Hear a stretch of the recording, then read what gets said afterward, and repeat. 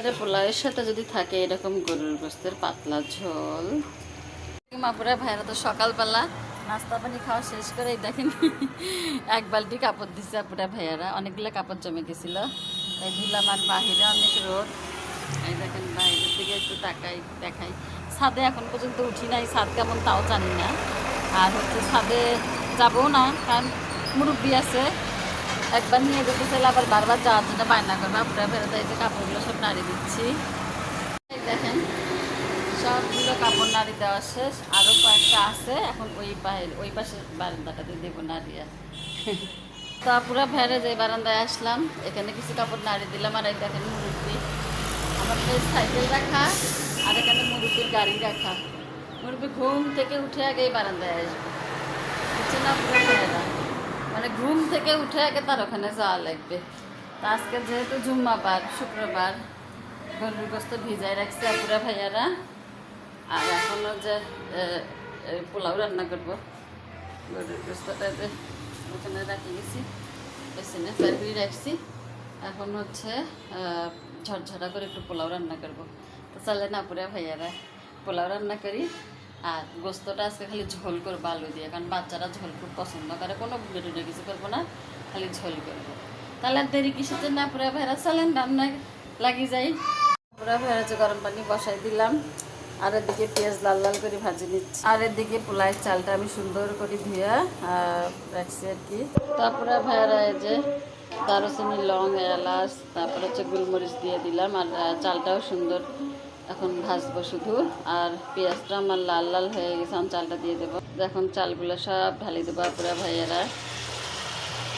তারপরে ভাইয়ারা একে একে সবগুলো চাল দিয়ে আমি এখন সুন্দরভাবে চালগুলো ভাজতেছি, কারণ চাল যত ভাজা হবে ততই কিন্তু পোলাওটা অনেক মজা হবে। তো এখন আমার কিন্তু চালগুলো সুন্দর ভাজা হয়ে গেছে। আমি এর মধ্যে গরম পানি দিয়ে দেব, পরিমাণ অনুযায়ী একটু লবণ দিয়ে দিলাম। তারপরে ভাইয়ারা এই যে গরম পানি দিয়ে দিলাম, পানি দেওয়া শেষ, এখন শুধু লাড়াচাড়া করে দেবো। কয়েকটা কাঁচামরিচ দিয়ে দিলাম। আপুরা ভাইয়ারা ঢাকনা দিয়ে ঢাকি দেবো। তারপরে ভাইয়ারা যে ঢাকনা দিয়ে ঢাকি দিলাম। এখন আমি গোস্তটা রেডি করব। আর এদিকে আমি গোস্তগুলো সুন্দরভাবে কাটি ধুয়ে নিলাম। তো দেখি আমার পোলাওটার কি অবস্থা হলো কি না।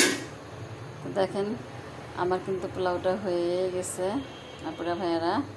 এখন আমি গোস্তটা বসাই দিব, একটু লাড়াচাড়া করে সুন্দর করে দিলাম। এখন যে এটা নামাই এখন গোস্ত বসাই দিব। তো আপুরা ভাইয়ারা আমি এর মধ্যে আদা বাটা, রসুন বাটা, যত বাটাবাটি আছে আস্ত রসুন সহকারে সব সুন্দরভাবে মাখায় নিচ্ছি, কারণ মাখার মধ্যেই হচ্ছে গোস্তের আসল মজাটা, তাই আমি সুন্দরভাবে মাখায় নিচ্ছি। তো আপুরা ভাইরা সব সুন্দরভাবে মাখানো শেষ এবং সব মশলা পরিমাণ মতো দিয়ে সুন্দরভাবে মাখানো হয়ে গেছে। দেখছেন আপুরা ভাইরা, এখন শুধু আমার এই হাত ধোয়া পানিটুক দিতে যতটুকু লাগে ওইটুকুই দেবো, কারণ গোস্তের একটা পানি থাকে। তারপরে ভাইরা দেখেন কত কম পানি দিছি, আর এই যেন ঢাকনা দিয়ে ঢাকিয়ে দিলাম। এখন এটা এখানে হতেই থাক, গ্যাসটা অন করে দেবো। আমি কোনো পানি দেব না, শেষের দিকে যায় তারপরে পানি দিয়ে দেবো ঝোলের জন্য শুধু। তো এটা হতে থাক। আর এর দিকে এখন দেখেন থালা বাসনগুলো ধোবো, দিকে আমার গোস্তটা হতে থাকবে। আমার গোস্তের কী অবস্থা এই দেখেন, কি সুন্দর কিন্তু কষে গেছে আপুরা ভাইয়ারা। এখন আমি এর মধ্যে আলু দিয়ে দেব, সুন্দরভাবে কষে গেছে না, আলুগুলো দিয়ে আর একটু কষাই নিব, একটু লাড়াচাড়া করে দিই, কারণ গোস্ত কষানোর মধ্যেই হচ্ছে গোস্তের আসলে স্বাদ। আলু আর গোস্ত ভালোভাবে কষে গেছে, আর আমি গরম পানি দিয়ে দিলাম আপুরা ভাইয়ারা। এখন শুধু ঢাকনা দিয়ে ঢাকি দেবো, তার আগে একটু লাড়াচাড়া করে নেই। সিদ্ধ হওয়ার জন্য ঢাকনা দিয়ে ঢাকি দিলাম। দেখি আমার তরকারিটার কী অবস্থা, দেখছেন কি সুন্দর কিন্তু গোস্তটা হয়ে গেছে, আর কালারটাও কিন্তু খুব সুন্দর আসছে। এখন আমি শুধু একটু তেলানি দেবো, জন্য আমি পেঁয়াজ লাল লাল করে ভাজি নিচ্ছি আপুরা ভাইয়ারা। তারপরে ভাইয়ারাই দেখেন পেঁয়াজগুলো আমি দিয়ে দিলাম, একে একে সবগুলো ছাড়িয়ে দিলাম আপুরা ভাইয়ারা।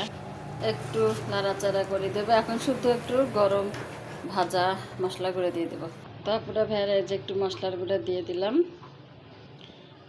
তো হয়ে গেল আমার গরুর গোস্তের ঝোল। সবাই ভালো থাকবেন, সুস্থ থাকবেন। আজকের ভিডিওটা এই পর্যন্ত। আল্লাহ হাফেজ।